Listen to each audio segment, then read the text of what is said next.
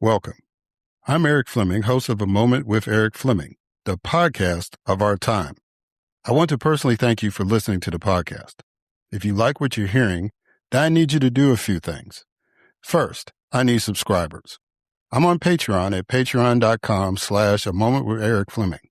Your subscription allows an independent podcaster like me the freedom to speak truth to power and to expand and improve the show. Second, leave a 5-star review for the podcast on the streaming service you listen to it. That will help the podcast tremendously. Third, go to the website, momenterik.com. There you can subscribe to the podcast, leave reviews and comments, listen to past episodes, and even learn a little bit about your host. Lastly, don't keep this a secret like it's your own personal guilty pleasure. Tell someone else about the podcast. Encourage others to listen to the podcast and share the podcast on your social media platforms because it is time to make this moment a movement. Thanks in advance for supporting the podcast of our time. I hope you enjoy this episode as well.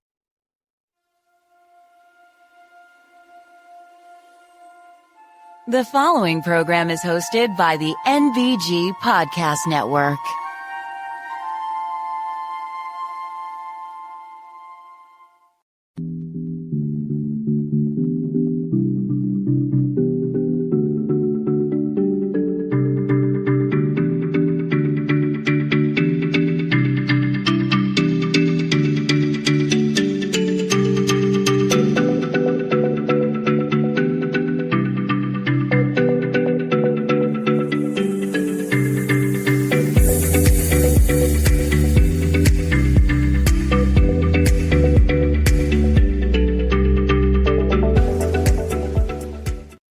Hello, and welcome to another moment with Erik Fleming. I am your host, Erik Fleming.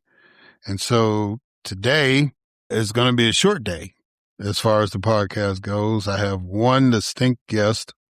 We're going to be talking about the racial wealth gap in America. This young man has written a book from a historical perspective, and I think you'll get a lot out of that interview. So yeah. And I'm going to be talking about some reflections I have about the passing of Reverend Jesse Jackson Sr. You know, by the time this comes out, a lot of people would have said, but they needed to say and all that. But yeah, I've got a couple of things I want to add to that. Make sure y'all are subscribing or supporting the podcast in any way you can. You can go to www.momenterik.com to do that. Again, in these times, the podcast of our time needs your support, and independent podcasters like me need your support. So please do that if you have not done that. And without any further ado, let's get this show started.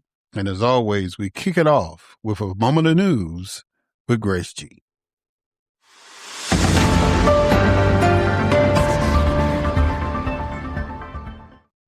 Thanks, Erik.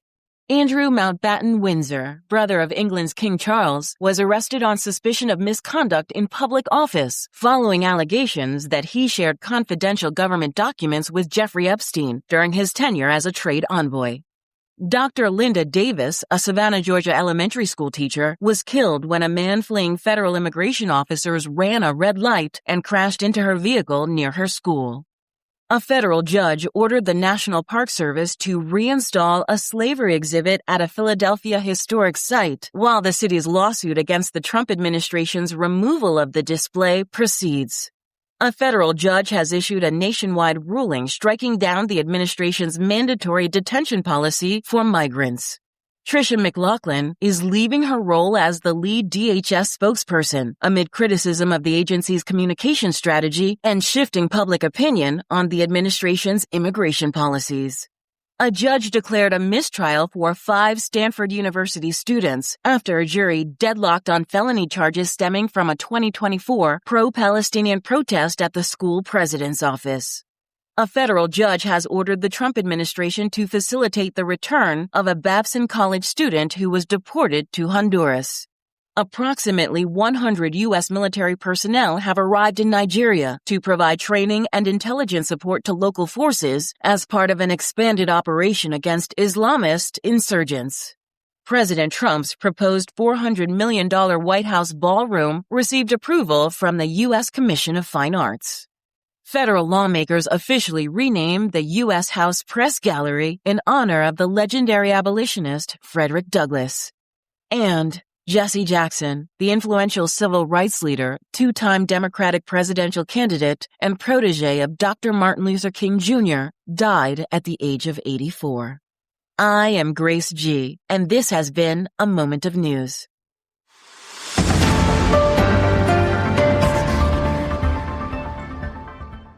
All right. Thank you, Grace, for that moment of news. And now it is time for my guest, Dr. Calvin Schermerhorn. Calvin Schermerhorn grew up in Southern Maryland, and after receiving a divinity degree at Harvard and a PhD at the University of Virginia, he became a historian of United States slavery and racial economic inequality. His latest book, The Plunder of Black America, How the Racial Wealth Gap Was Made, was published in 2025, and that's what we're going to be talking about on the podcast. So, ladies and gentlemen, it is my distinct honor and privilege to have as a guest on this podcast, Calvin Schermerhorn.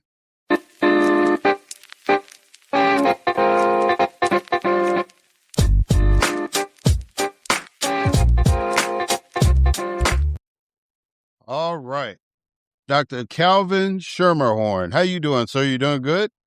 Very well. Pleasure to be on with you, Mr. Fleming. Well, it's a pleasure to have you on. Now, I noticed some people call you Jack. How do we get Jack out of Calvin? My parents named me Jack, and in college adopted this nickname. It's kind of a silly story, but I went with it. So my professor started calling me that. I started publishing under Calvin, and it's kind of stuck. So that's it. All right. Well, yeah, I know nicknames stick, especially in college and high school. That's usually when people get their nicknames. I just thought that was interesting. But I want to get into this discussion with you about a book that you've written called The Plunder of Black America, How the Racial Wealth Gap Was Made. I think that's a very timely book, and I am really glad that you wrote it. And before we really get into the meat of that, I do what I call a little icebreaker section. So the first icebreaker is a quote I want you to respond to. And this is from the Reverend Jesse Jackson. He said, "There is no commitment to economic development, it seems, in the Black and brown communities. Some Black people want jobs, but many Black people want wealth. They don't go to school to study business administration and finance and banking just to get a job, but to build banks and to build insurance companies and to have a stake in the revival of the areas in which they live." What's your response to that quote? Wisdom from a towering personality, a politician and a leader we sadly lost this week. And what it does is it cuts to the heart of the matter that this book addresses, which is that it's not just, the value of work, virtue being its own reward. It's building something that deals with the future, that deals with hope, that deals with betterment. I mean, it deals with the American dream. The American dream isn't just to toil in honest labor. It's to build something for future generations. It's to leave your family, your community, kids with something better than what you started with. So that's a keen insight from someone who saw the big picture and communicated. Yeah. All right. So now the next icebreaker is what we call 20 questions. So I need you to give me a number between 1 and 20. 15. All right. When you think about the challenges our country faces, what gives you hope? It's the resiliency and it's the creativity of the rising generation, the resiliency to kind of deal with what we collectively in our generation have placed upon their shoulders, and also to think differently, think forward, think sideways, think about the patterns that can be broken. The possibilities that they can reach. When I give talks to church groups and others, I often end on a kind of an unhopeful note. And I've been told in the past, well, why do you end on that unhopeful note? And I say, well, that's where the evidence seems to go. But with kids, a 15-year-old and a 13-year-old, I don't think that's tenable or sustainable. That we can't just say, well, based on the past evidence, we're just going to go over the cliff or we're going to go into hit the rocky shoals. How about we think about steering the ship in a different direction? And so that's why I responded that way. Yeah. All right. So what motivated you to write this book? I was trained as an academic, but also grew up in a place that was trying very hard to forget its racist past, its past of enslavement.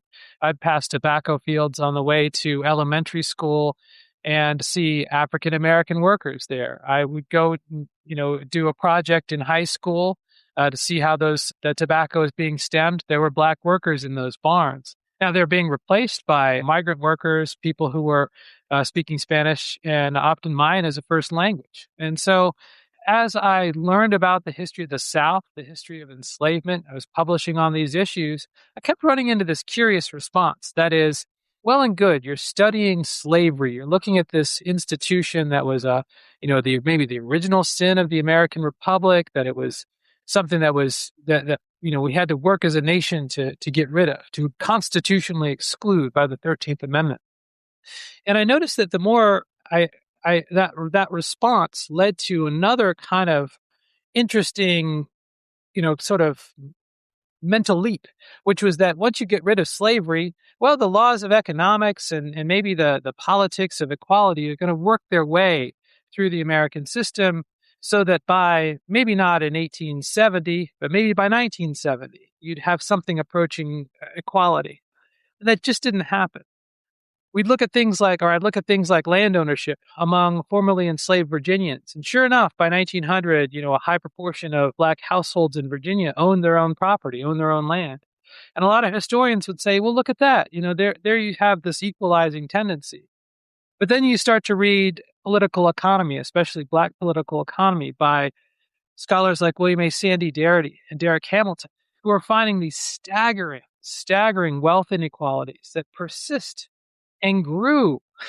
They grew at the same time the United States became more wealthy than at any time before or probably afterwards. And so as I was putting these dots together, I'm thinking, what's the big story here? How is it that we can talk in one breath about equality, the end of enslavement, the rise of civil rights, a second American founding, to use the formulation of many historians, and then look around and see a staggering and persistent wealth inequality? How does that work together? And so the book attempts to go back over 400 years and look at the patterns that establish that and to try and understand this process historically. So part of what that involved is looking at individual households and generations so that we don't just isolate one variable. We can't just throw up a banner headline saying, well, if inequality needs to close, we need to address education. Or the wealth gap is all about home ownership.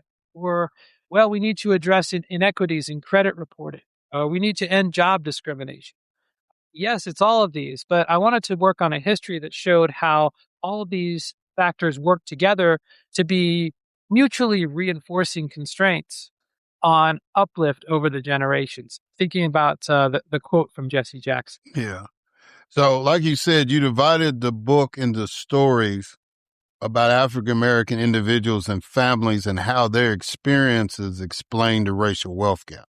So let's start with one of George Washington's slaves, Morris, and how the theft of his income contributed to the structural feature of the colonial economy.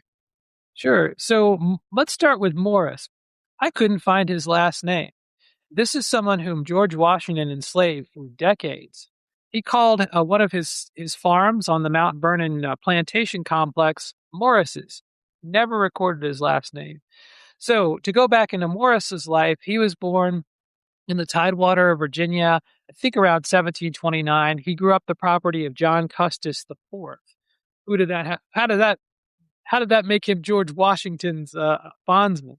Well, Custis's son, Daniel Park Custis, married a young Martha Dandridge. Martha Dandridge was a teenager at the time. They had 4 children. Daniel Park Custis died in his 40s. Martha remarried George Washington. Martha was the wealthiest widow in Virginia at the time, and Morris was enslaved to her estate. So that is to her and her surviving children. So Morris grew up in the Tidewater of Virginia, and I think if he was free, he would have raced ahead of his contemporaries. By all accounts, he was smart, ingenious, clever. He had leadership capacity, and he knew his craft very well. And so he was an expert carpenter at a time when there was quite a skills premium. If you were a free white carpenter, you could live what we'd call a comfortable middle class existence. He'd probably own his own farm, own his own shop, he'd provide for his children. So that didn't happen. When George and Martha married in 1759, George decided he was going to renovate his family property, Mount Vernon, into an elegant mansion befitting a kind of aristocrat from Virginia. And he had Morris do that. And if you go to Mount Vernon today, they just did a big reno on the main house. You could see some of the exposed timber work that Morris probably crafted using his skills. So George Washington, we know him as the founder of the United States, Continental Army leader, president, etc. He was first and foremost an agricultural innovator. He read British agricultural literature. He worked to turn Mount Vernon from a tobacco farm that was maybe no different than any other tobacco farm on the Potomac River to an integrated agricultural complex that had 60 crop varieties, was adding value to products through grist mills, through milling, through distilling. The Virginia whiskey industry is now kind of firmly on the back of George Washington, the distiller. And he needed leadership and he needed talent.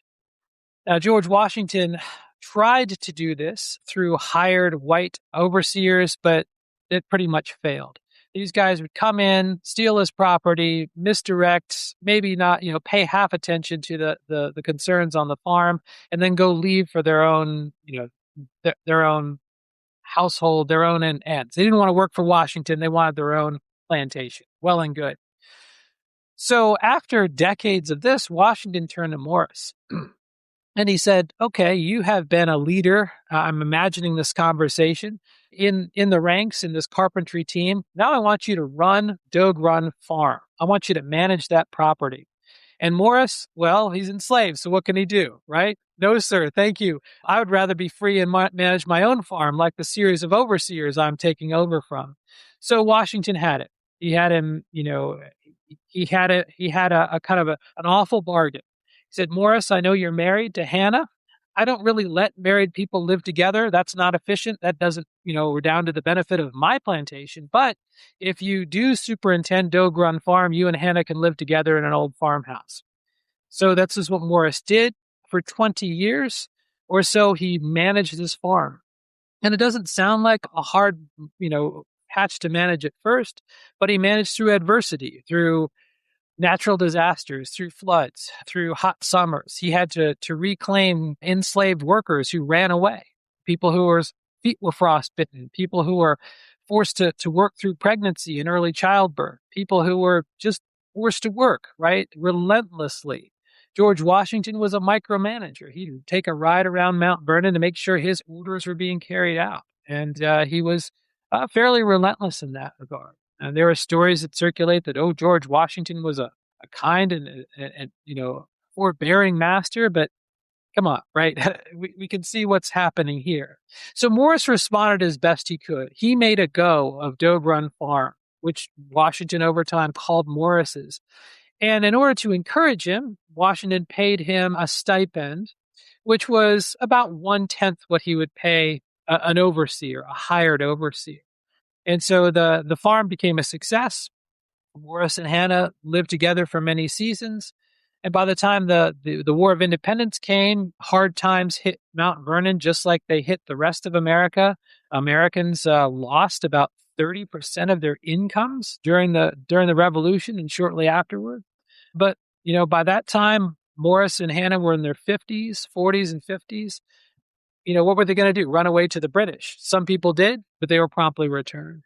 And so the story shows how over a lifetime, Washington's enterprise, suck the income potential, suck the potential wealth out of Morris and Hannah and everybody like that. And were it not for that constraint, that enslavement, we can imagine this couple being landowners, citizens, people who are, active in shaping the Commonwealth of Virginia. That didn't happen. And we make a lot about George Washington setting 123 people free in his will after Martha passed away in 1802. But even that didn't really help Hannah, who by that time was a widow of Morris and may have gone free, probably did. But at that time, she was a burden on others and didn't have much of a life of her own. And so we see these stories again and again, this potential that's harnessed, this wealth generating potential that's harnessed to the greater wealth of someone like George Washington, who left every single acre of his property to his white heirs, even though he had no natural children of his own. They were the offspring, the grandchildren of Martha and John Parke Custis. Yeah, because it was something you said in the book that somebody of Morris's skill set probably would have made in their lifetime about 9,000 pounds sterling, which doesn't sound like a whole lot, but we're talking about the 1700s. So would have put him, like you said, in a upper middle class bracket during that time. The Rivers family, they lived in an era W.B. Du Bois described as a moment when the slave went free, stood a brief moment in the sun, and then moved back again towards slavery. Talk about the impact of Jim Crow era on Black wealth.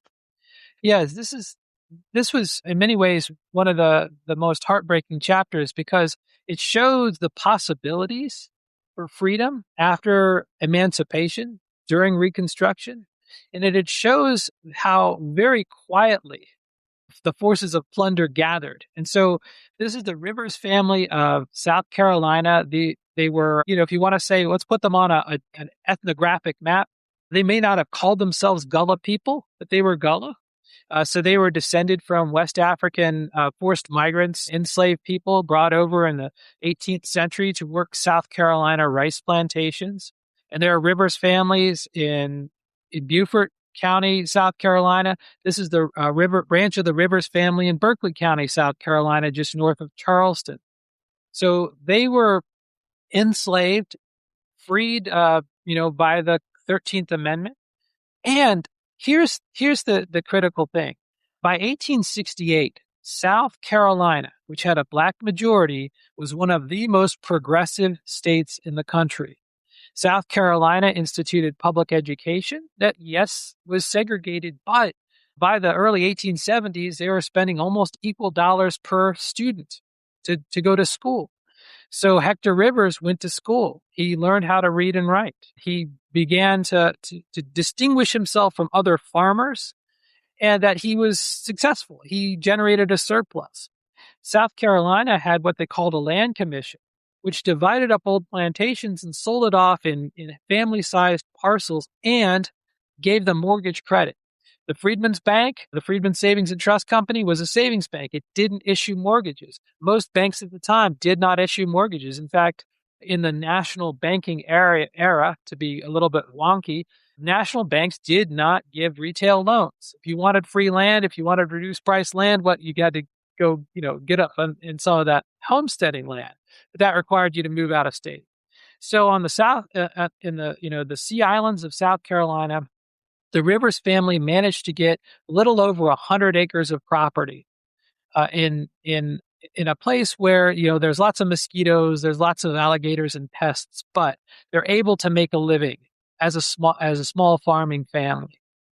So what happens in the 1880s, right after South Carolina is so-called redeemed by white conservatives, they start passing laws. The laws seem to be colorblind at first, but they pass something called an 8 ballot box measure.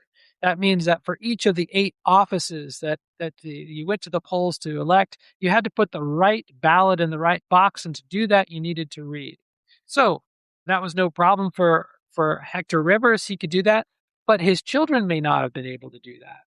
So there was this issue with literacy. South Carolina said, well, that doesn't disenfranchise Black people enough.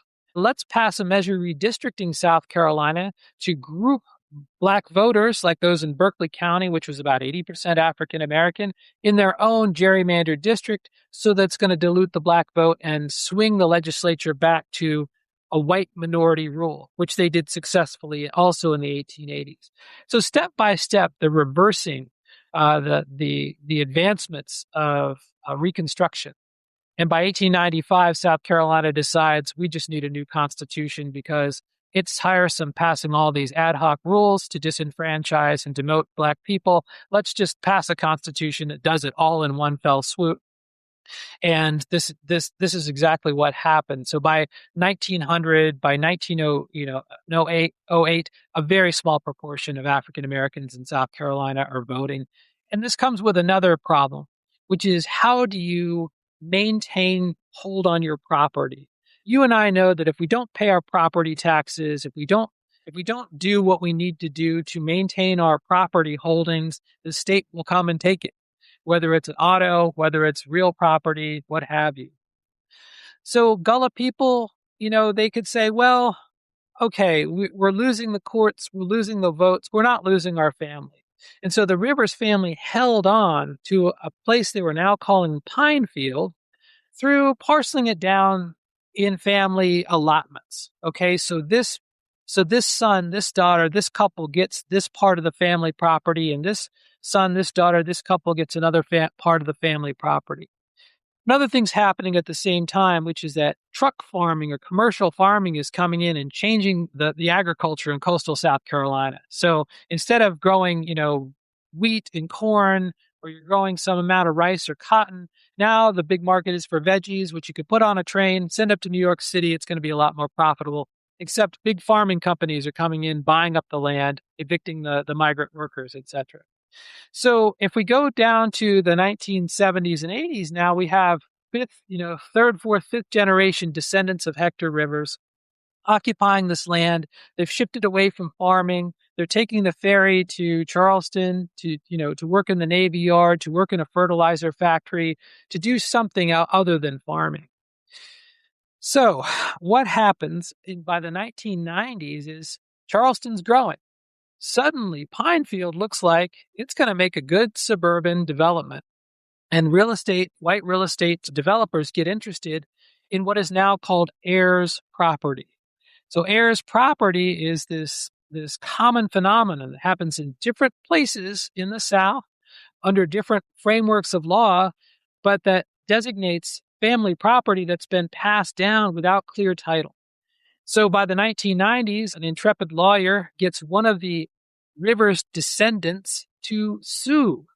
And under South Carolina law at the time, if that descendant decides that she's going to sell her fractionalized ownership of that piece of Pinefield, it forces the settlement of all of it. Now, this does two things to this nest egg. It cheapens it because if you're selling property without a clear title, it's going to be way below market value. And the other part, which scholars have picked up on, property in Black hands is lower valued, even though next week it may be in white hands, it's going to be higher value, right? So this happened to the Rivers family, so that by the year 2000, the Rivers descendants had lost their family legacy. They'd lost Pinefield to developers. And this came in the tragedy of local police. Some of the local sheriffs said, I can't in good conscience evict people from their family land, even though I have a court order to do so. And the court said, no, unmistakably move them. So they moved people, they moved children, they moved widows, they moved people, they moved trailers. mobile homes off this land, off this pine field site. And almost immediately, the county came in, they built the sewers, they built the roads. There had already been an automobile bridge that linked this part of Berkeley County to the Charleston metro area. And right before the book went to publication, I looked on one of those, real estate websites, and there's Pine Field subdivided into these sumptuous multi-acre properties with huge single-family housing, lanai, pools, etc. These properties are going for $2 million a piece. So let's step back and say, well, how did that happen, right? And you can see through the steps here, the processes that connected something that seems as benign as just another real estate listing to the quote you started with from W.E.B. Du Bois. And how does this happen? How does a family like the Rivers get plundered of their ancestral property? Yeah. All right. So now, just so the listeners will know, there's multiple stories of different individuals and families in the book, but I only wanted to cover 3 because of time. So the Prathers are the final story in the book. Discuss how the public policies of the latter 20th century contributed to the struggles of families like the Prathers. Yeah, so this is the concluding chapter, and it revolves around a family grew up descended from those people whom Georgetown College in 1838 sold off to save the institution. So some of your listeners may have read Rachel Swarns' beautiful book, the 272. So in 1838, Georgetown College was hitting hard times, and they decided to sell off some of the college's assets. Those were human assets. Those were African Americans living in Prince George's, in Maryland, in St. Mary's County, Maryland. They sold 138 individuals to Louisiana sugar planters. And that's how Rochelle Sanders Prater's ancestors ended up in Iberville Parish, Louisiana.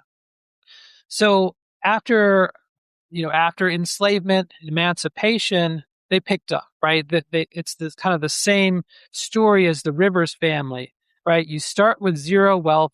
You get no back wages from slavery. You get no recompense for having missed out on generations of education and exploitation.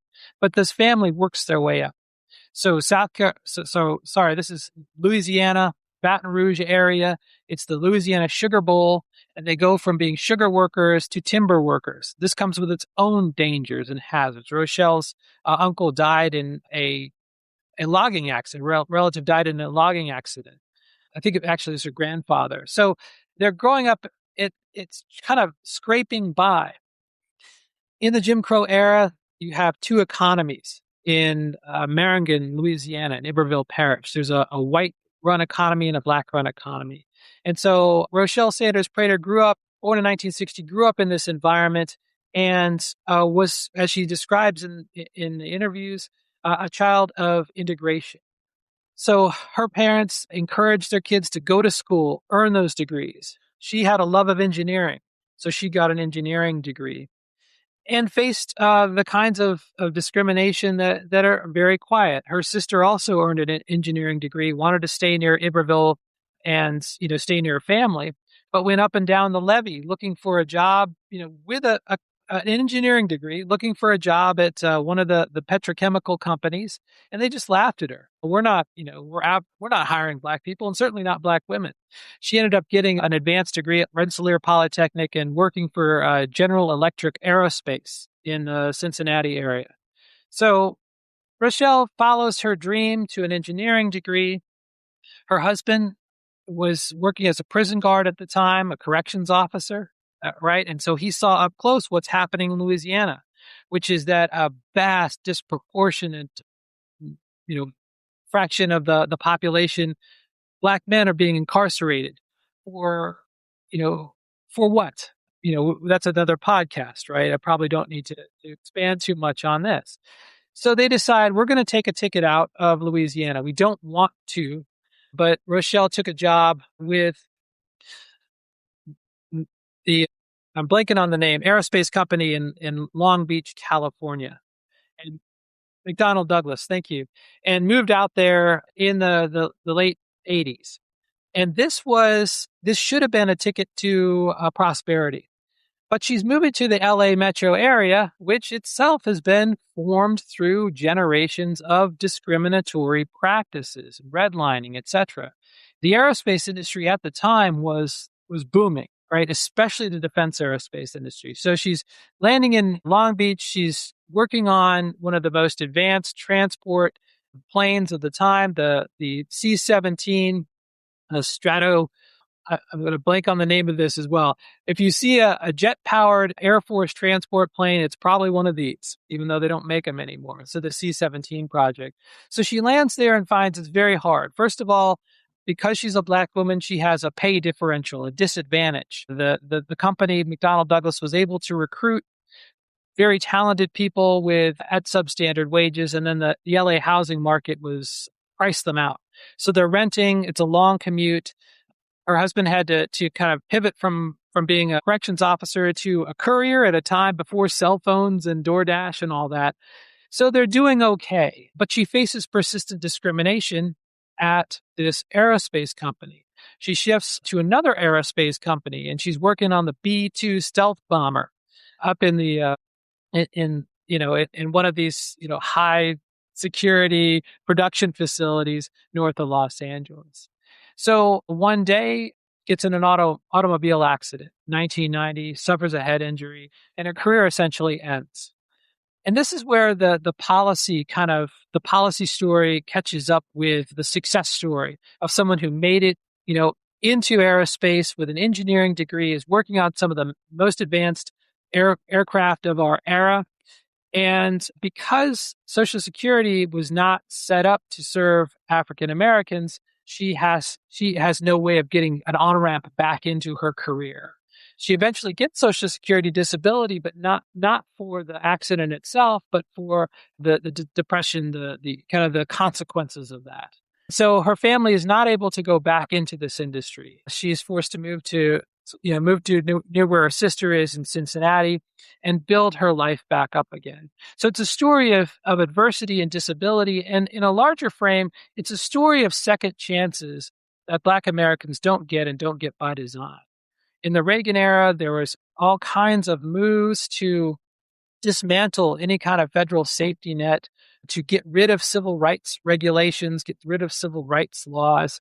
I mentioned in the book, and this is before the last year, John Roberts, now Chief Justice of the U.S. Supreme Court, got his start in the Reagan White House trying to work against civil rights regulations and civil rights legislation. And you can see how extremely successful the U.S. Supreme Court has been in the last 15 or so years in rolling back the civil rights revolution, gutting the Civil Rights Acts, gutting the Voting Rights Act of 1965 in particular, and at every turn, trying to turn the clock back.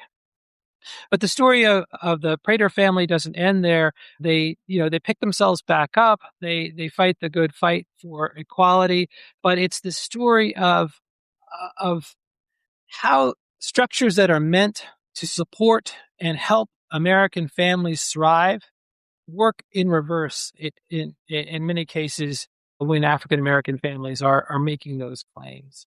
So, I don't want to tell too much of Rochelle Sanders Prater's story because she is one of the executive directors of the Georgetown 272 project, very active in making that history well known. But here's the point of the story is to show what is the trajectory there. We like to think of ourselves or like to think of America as a place of, if you bootstrap your way up, there's no upward limitations. But hidden in the weeds of that are a series of interlocking disadvantages. And those that we face today include things as benign or seemingly neutral as a credit score. Why is it that in 1989, the Fair Isaac Company or FICO decided to make credit scores in such a way that most of our credit scores determined not by what we've done, but by what our parents were able to do, our grandparents, the economic circumstances we're born into. So when you think about these things, or think about the hidden tax on, let's say, African American home ownership, vehicle ownership, education, then we can start to understand why these gaps are so persistent over so much time. And if I'm talking too much, let me know. But I just wanted to add one point that as the book reached its conclusion, it relied on the Federal Reserve's survey of consumer finance. Once every 3 years, the Fed does a survey. And one of the outcomes of that is to look at racial wealth and income gaps. And one of the things that should be something to be part of a public policy discussion is that in 2022, when the Fed did the last survey or published the last survey, they did one in 2025, should be out later this year. They found that Black households had about 16 cents on the dollar compared to white households. And that is, I think, a staggering measure of inequality and one that should be at the forefront of our public policy discussion. Yeah. So that leads to my last question is really going to be two questions in one. There is a book called 15 Cents on the Dollar. And according to that book, if the black-white wealth ratio increases at the pace it did from 2019 to 2022, it would reach 1-to-1 ratio in 91 years. So that'll be 2113. Based on your historical examination, is there any way that the gap can be closed sooner? And can reparations help reduce that racial wealth gap? Yes and yes. And so 15 Cents on a Dollar is a brilliant book, and it does the hard work of looking at grassroots efforts in Atlanta, in and around Atlanta, to try and address the mechanisms that perpetuate and extend wealth inequality. So I would encourage everyone to read the story 15 Cents. But yes, yes and yes. So we can, as a nation, do this. We have done it. What hidden in the details, which 15 Cents on the Dollar mentions and the Plunder of Black America mentions, is that in large part, this racial wealth gap today is a creation of public policy. So if we go back to the dawn of the mortgage lending industry in the early 20th century and the discriminatory framework in which that took place, if we look at the Servicemen's Readjustment Act of 1944, the GI Bill, and how that distributed benefits differently to Black and white veterans, we can see the origins of much of that wealth gap today. And so the question that the Plunder of Black America poses is, if the damage is financial, shouldn't the remedy be financial as well? And I think the answer is yes. And so what we should do is to take an account of that. California did this a few years ago, studied the racial wealth and income gaps in California and proposed solutions. I doubt the politicians are going to act on those proposals. But one of the things that the California study found was that when they went and quantified it, they found that the typical Californian had lost about $160,000 in property value based on discriminatory practices in California, a state that did not allow slavery under its 1850 Constitution. So yes, I think we can take those numbers and form an action plan. Let's start to do the accounting. Let's look at those receipts. Let's see what we can do to close that gap. And if scholars like Sandy Darity have proposed cash payments, this would do a very immediate. That was very immediately accomplished closing some of those gaps. But in this book, what about if we go back to South Carolina and say, well, for a long, long time, South Carolina very deliberately discriminated against Black students. They spent 3 times as much on each white student as each Black student.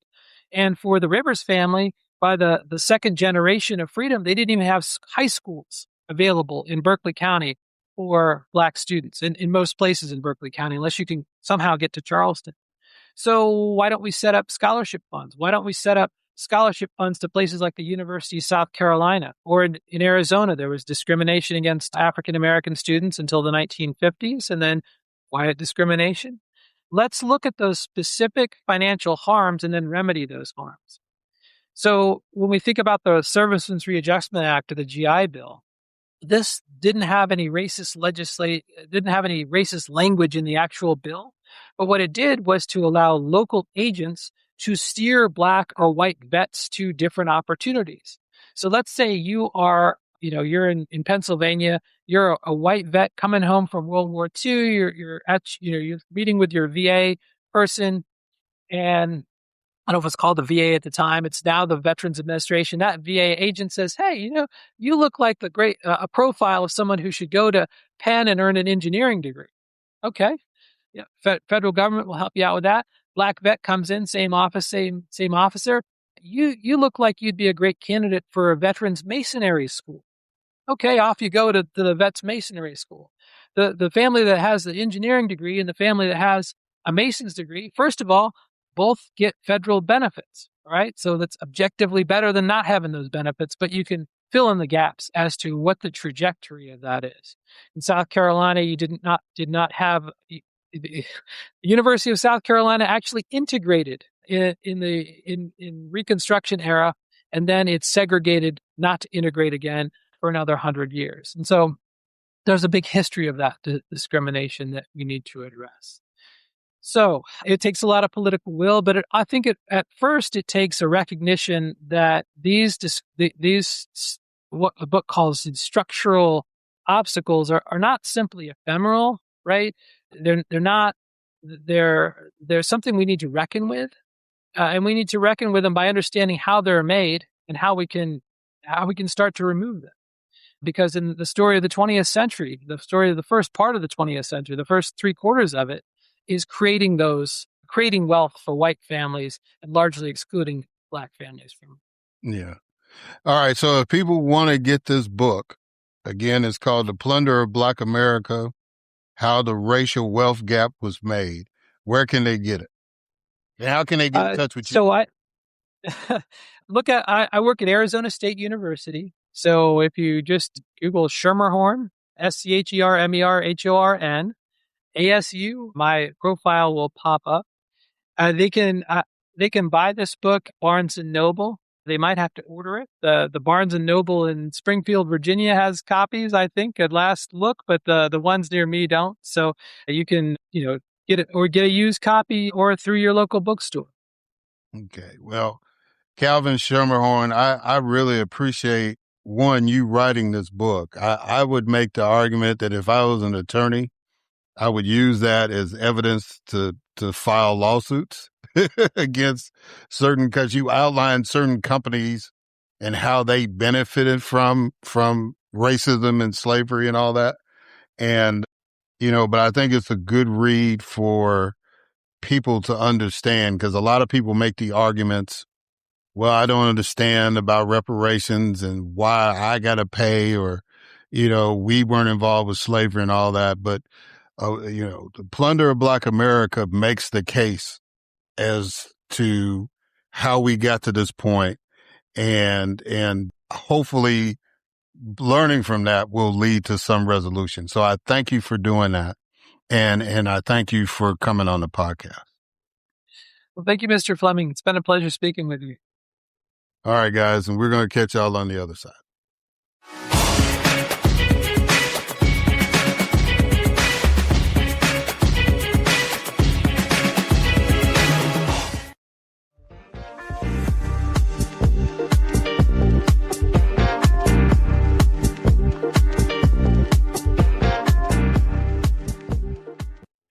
All right, and we are back. So I just want to thank Dr. Calvin Schermerhorn for writing this incredible book, The Plunder of Black America. And like I told him in the interview, this book makes the case. We also mentioned another book, 15 Cents on the Dollar, that Louise Story and Ebony Reed put together. And between those two books, you can make the case for reparations. You can make the case for public policy to do better as it relates to African Americans. Doesn't matter if you're a Democrat or Republican. You need to read those books, especially if you're an elected official. You need to read these books because, when people tell you they're struggling, it's real, and it's been real for Black people for a long, long time. So I really, really was honored to find this book and to be able to get the author on. And, he's a college professor, so I did my best to get him out in time to do what he had to do as far as school was concerned. But I'm glad he took the time to do that. So I would be remiss personally if I didn't say something about Reverend Jesse Jackson Sr. He played a major role in my life without necessarily being a protege of his or being an apprentice or whatever term you want to use. But, he was a part of growing up in Chicago. He was a part of our culture. He was part of the reason why I say growing up as a black man, a black child in Chicago during that time from 65 to 83 was an incredible experience. I wouldn't trade that for anything in the world, or any other city or any other part of the United States. He was the embodiment of why we had this particular pride. He was kind of the metronome as far as us understanding Black history and pride and all that. And see, Chicago has been, always people used to talk about Harlem and people talk about Watts and, all these other places, but Bronzeville and Chicago and just the city of Chicago in general, the South Side, no offense to my West Side friends, because, there was some solid people there too, but South Side of Chicago really was, like I said, during that time, just a good place to be. There were some people experiencing poverty and other problems and all that, but they were people that were, even if they were struggling, they had pride in their families. They carried themselves a certain way. And, they knew how to survive. And there were people like Reverend Jackson out there that was constantly preaching about hope and organizing and all that. I mean, Barack Obama was organizing during that time. I mean, it was just, we elected our first Black mayor during that time period. I mean, it was just different. And like I said, Reverend Jackson was, whenever something was going down, but his presence was always around us, almost like the Nation of Islam and their presence during that time in Chicago. When I was growing up, Elijah Muhammad was still alive, and, Mosque Miriam was right there on South Chicago. And it wasn't any big deal for us to go to, the Shabazz Bakery or whatever to get some bread or, bean pies or whatever.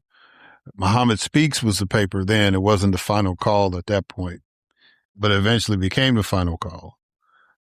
And headquarters was literally like walking distance from my house, right? Operation Breadbasket, when it first started in Chicago, Reverend Jackson's organization, or the offshoot at SCLC that Dr. King put him over, had taken over the old Capitol Theater, which was right there on Halsted Street, close to my house. And before he left the organization and started Operation Push, which then became the Push Rainbow Coalition, right? But, I was a part of the Push Excel program. So that was a group of young leaders that were chosen. And, we would meet and strategize and workshop and all that stuff, like once a month. And he would always, they would feed us. And he would always, if he could, he would always come and give us a word of encouragement for what we were doing. So, and of course, this is before cell phones and selfies and all that. So, what I have is memories as opposed to snapshots, right? And then, going to Jackson State, he came to Jackson State many times to speak. It was an honor and privilege for me as a student body president to be on the dais with him, to introduce him, to speak to the student body, to have lunch with him. and, just interact with him. And then, of course, being an elected official, whenever he came to Mississippi, we, members of the Black Caucus, we interacted with him. And I remember one time we went to Atlanta. We came to Atlanta to march for an extension of the Voting Rights Act. And he was kind of the lead on that. But, my memory of that was sitting in the old press box of the Morris Brown football stadium. And it was him and myself and Representative Jim Evans and Reverend James Orange and Reverend Joseph Lowry and Dr. Andrew Young. And I was just in awe, just listening to them tell stories, about different events that happened, those kind of things. And so, I know people, there's always negative stuff that's out there, and people said that certain folks didn't get along. But, those guys had an incredible bond that is so unique because all of those guys came up around Dr. King directly or indirectly. And, just to see those original founders of the SCLC just gathered in that moment, right? Those were just the kind of things. And then, over time and over years, and there's one incredibly funny story, when he was running for president in 88, and I was working for a congressional candidate at the time, and he had made it to the runoff, and his opponent had done a commercial where they took a soundbite from Reverend Jackson and made it seem like Reverend Jackson was endorsing him. And so one of the guys who was supporting my candidate said, well, look, we need to get Reverend Jackson to come on and, and fix that. So here we are. I'm in this guy's office. It's like easily like one or two in the morning, and we're trying to reach Reverend Jackson, and we get him. And he was clearly hoarse from speaking and all that. Like I said, they had just won the Michigan caucus. And, when we told him what was going on, he was like, oh no, Doc, we can't have that. And, and he said, what can we do? And all this stuff. And so literally the next day, we went to a recording studio, and he called in and basically did a spot over the telephone to put a disclaimer on, let people know that he wasn't endorsing our opponent, right? But that's how engaged he was. But those are my personal stories and recollections. But the beauty of Reverend Jackson was the fact that as I was talking to relatives and friends and looking at different people that I follow or follow me on social media and stuff, it was just like, the younger folks that were able to get the selfies with him, right? And, my cousin, he went to college with Jesse Jr., so he had met Reverend Jackson that way. And, talking about college roommate, and he was talking about, how his dad, gave Reverend Jackson the frat shake, because he was a proud Omega man.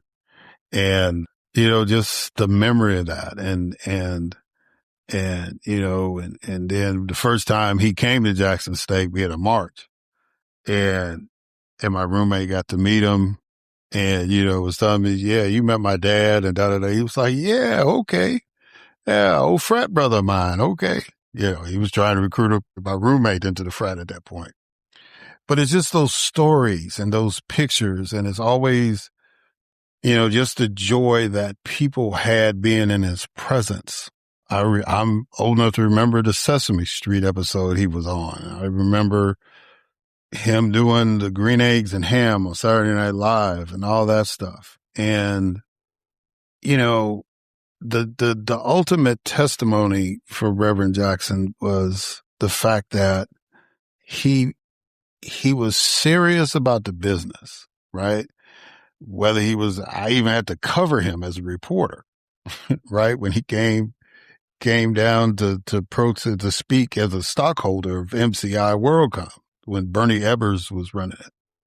And, was trying to get more minority participation in the company and trying to encourage Black people at that time to buy stocks because his whole contribution to the movement not was just the political gains that he made because of what he did running for President of the United States created the mechanism where Hillary Clinton or Barack Obama or Kamala Harris could win the nomination because the primaries used to be winner take all. And because of Reverend Jackson and his campaign, they changed it to proportions. So it used to be if you won, let's say in Mississippi, you got 51% of the vote, the opponent got 49, you would get 100% of the delegates. After Reverend Jackson, it was like 51% of the delegates went to you and 49% went to your opponent, right? And that's how you were, those delegates were chosen at the state convention and then they got to go represent those particular candidates at the national convention. And that's how you determine who wins instead of all the deal making and backroom brokering that used to happen in previous conventions, right? So he was, but getting back to my point about the joy and stuff, he just everywhere he went, especially in the Black community, every time he spoke and all that, people were glad to see him. When he spoke up about something, people were, it raised the antenna. If Reverend Jackson offered an opinion, it's like, that's something we need to be paying attention to, right? I mean, that was the kind of magnitude he had. And, even the fact that he was able to go overseas and get people, I remember that cover of Jet magazine when he got that brother, Robert Goodman.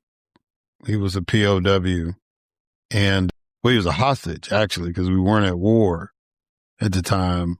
And he got that brother to come home. I think he was in Syria, if I remember correctly. I can't recall right off, but I remember Brother Goodman because I remember that cover, Reverend Jackson in his suit and Brother Goodman in his naval uniform, standing side by side, walking side by side. That was just an incredible. And he was one of those forgotten people.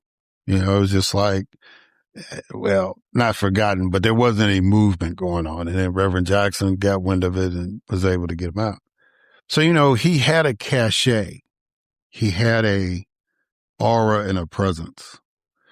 And the greatest testimony was just to see all my friends and colleagues and all that stuff be able to share their personal experience with him. And that's a true man of the people, right? Whereas like in your little circle, I promise you, if you're Black and if and you probably had those conversations, people say, oh yeah, I remember when he came to our church, or I remember when he came to our neighborhood, or I remember when he spoke at this event, Most of us have that story because he was truly for us. And, again, the naysayers will say certain things about him. He caught a lot of flack while he was alive, but one of my favorite quotes is something that stuck with me the whole time, along with a politician thinks of the next election, but a statesman thinks of the next generation. That's my favorite political quote. But my second favorite political quote is from Reverend Jackson. And he said, I'm a public servant, not a perfect servant, right? All of us are human. All of us make mistakes. All of us have hurt somebody. one way or the other, physically, emotionally, whatever. All of us have disappointed somebody that cares about us, right? So we've all fallen short. And, but the totality of your life should reflect that you made a difference, that you helped somebody along the way, that you uplifted folks. And in the case of Reverend Jackson, uplifted the people, right? And I think that's important. And that's the distinction I have, right? You can't draw a better distinction than, Reverend Jackson and the current president, because it's like, yeah, there's some people that's happy to see the current president and all that, but it's not the same, whereas if Reverend Jackson made a mistake, there was some attrition to that, right? There was a healing process. There was a way for him to pull from his gospel training to reconcile with people. And he always worked out different things. As a matter of fact, the quote that you heard me recite with Dr. Schermerhorn was not from a speech he gave to Black folks, but an interview he gave to the American Enterprise Institute, which is basically a conservative think tank. So he was talking to some reporters and Republican policymakers. Robert Woodson is one of the OGs as far as Black conservatism in America, but he had a positive relationship with Reverend Jackson and asked Reverend Jackson to come to that meeting to talk to that group, right? And make the case for Black economic equity to them. So he was never afraid to go anywhere to fight for us, right? And no matter what some people thought of him or, how judgmental people got when he made a mistake, that is not the definition of his life. And that shouldn't be the definition of anybody's life, right? If you continue to build your legacy on your mistakes, well, that's a different conversation. And so when people ask me, well, why do you not like the current president? It's because he doesn't have any empathy, doesn't have any attrition. He doesn't care about anybody but himself. And Reverend Jackson was the total opposite of that. And so that's why people are mourning his loss, even though he was not the same man he was 20 years ago. We knew that he was sick and all that stuff, but that doesn't matter. The world was a better place because he was still in it, right? And so even if he couldn't do the things that he used to do, just the knowledge of the fact that he was still around was comforting. And some people may not get that, that's fine.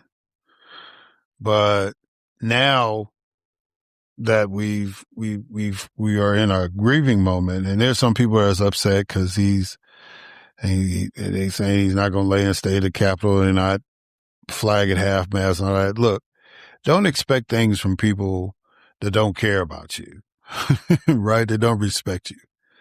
Let's not dwell on that.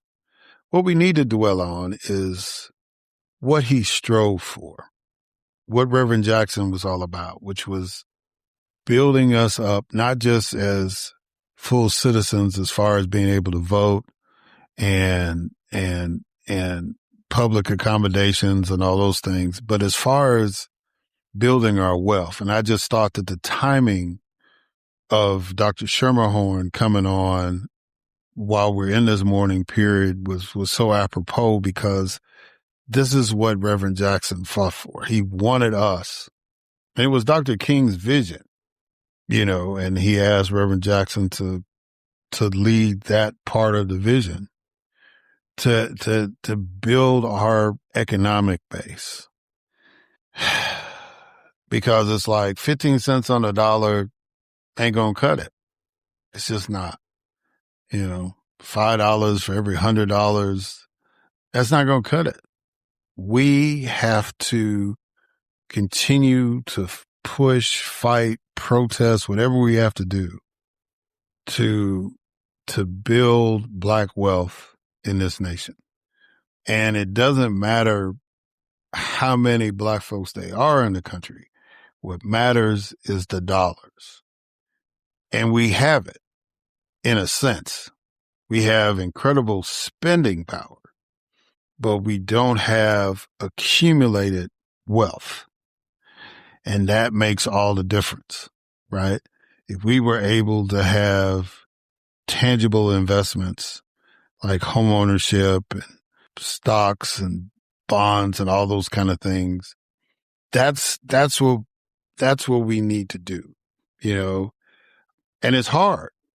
It's not easy. I'm a living witness to that. I have, tried to have investments and all those kind of things just to try to set it up for my child and all that property, all that kind of stuff. But being Black in America is tough.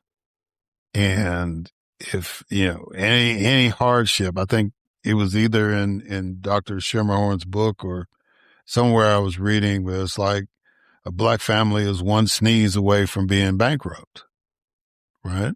The one lady that he talked about we were talking about, this Miss Prather, Rachel Prather, she, like I said, she was an engineer. She had a car accident and it changed her whole life. It just, the income, the steady job that she had and all that was gone just because of a car wreck. Her economic future was in peril because of a car accident, right? That's a tenuous situation. And it's not just Black people in America that's suffering, but that's who I'm focusing on now. So, Reverend Jackson, that's what he was pushing for. And we're seeing a lot of people who, again, were not direct protégés of him or contemporaries, but they're doing the work. And so we need to support those people that are carrying that vision on and really figure out a way to make that a reality for us, And I'm not saying it's going to be easy, but if we really want to honor Reverend Jackson, then all of us need to work toward that goal, right? And the way we do that is through public policy, which means that we got to elect people that understand that buy into that, right? There's a candidate, young man, John Ossoff, who's running for re-election in the U.S. Senate, and he's already basically coined this phrase, Epstein class, right? And that's who our battle is against. So it doesn't matter if there's Black folks in the Epstein class or there's white folks in Epstein or Latinos or Asian. You're part of the Epstein class. Your mindset is that you keep all the wealth and the rest of us have to fend for ourselves. If you've seen science fiction movies like Elysium or The Island or anything like that, where people are perverse with their wealth, or you read books like 1984 where Big Brother's dictating to you what's happening. That's what defines the Epstein class. Those are the people that we are fighting, right? So, those 100 people that showed up at the White House for Black History Month, if you're part of that class, if that's what you want, then we're fighting you too. It's nothing personal. I'm not going to call you a sellout or a coon or anything like that. I'm just going to fight you, right? Because the survival for the rest of us depends on us defeating the person you're supporting. That's just facts. Again, it's not personal. It's just where we are right now. I don't have time to call you a name. I do have the energy, though, to do what I can to get people to vote against the guy that you support, right? That's just the reality where we are. And so, you know, I again, if we want to honor Reverend Jackson, then let's fight for what we deserve. And what we deserve is to live life in America and live it abundantly. We deserve our pursuit of happiness, right? We deserve our seat at the table. Yeah, I know Miss Shirley Chisholm said, you know, if they don't offer you a seat, bring a folding chair. That's all well and good. But we deserve a seat at the table. And it's time. And so I'll end it on that. I greatly appreciate y'all for listening. And until next time.